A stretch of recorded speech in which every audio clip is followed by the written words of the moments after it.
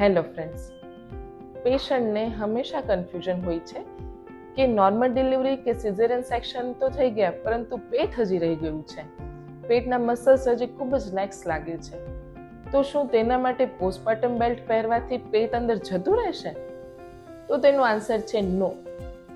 Postpartum belt પહેરવાથી પેટ અંદર જતું રહેશે એ માન્યતા એકદમ ખોટી છે.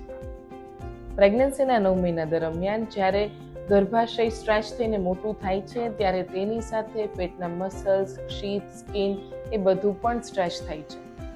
નોર્મલ ડિલિવરી કે સિઝેરિયન સેક્શન પછી ગર્ભાશય 6 વીક્સની આસપાસ સંકોચાઈને નોર્મલ થઈ જાય છે.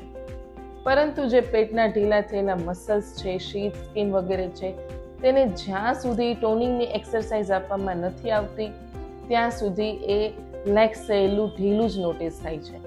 તેથી નોર્મલ ડિલિવરી કે સિઝેરિયન પછી યોગ્ય સમયે યોગ્ય એક્સરસાઇઝ સ્ટાર્ટ કરીને તમે પેટના મસલ્સને ફરીથી ટોન આપી શકો છો.